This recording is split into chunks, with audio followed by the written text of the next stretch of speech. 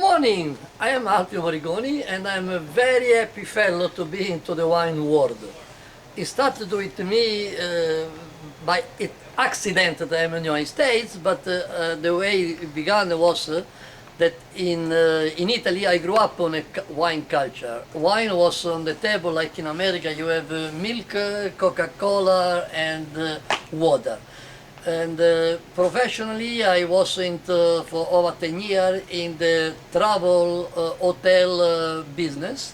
I worked in France, Germany, Spain, Switzerland, England, Channel Island. And during this time, of course, wine was part of the curriculum, but to me it got much more importance than just for my own profession. And I spent a lot of time in France and Italy, specifically in Champagne, in Bordeaux, in Burgundy. So I'm not a great professional scientific, but I really know everything there is what about wine. And my intention at the time was to start my own business in the travel business, hotel business in Tuscany. But at that time, in all across Europe, most of the wealthy customers were American. This comes after World War II. So I had the idea to, before starting my business, to come to America for a while, and I got a job in Manhattan, New York. And for the first time in my life, I heard the word varietal, Cabernet, Chardonnay, Merlot, Cabernet Sauvignon, Chenin, and the word wine tasting. Wine tasting, that was really a big surprise, because I never heard of cucumber or salad or artichoke tasting.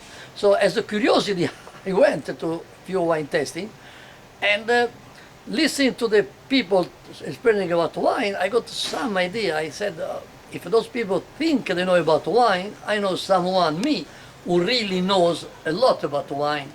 So it was I just say eye-opening.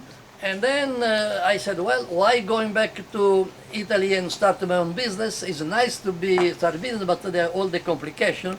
So in a sense, you can say, I retired and tried to make a profession out of my hobby, the wine, and I was successful.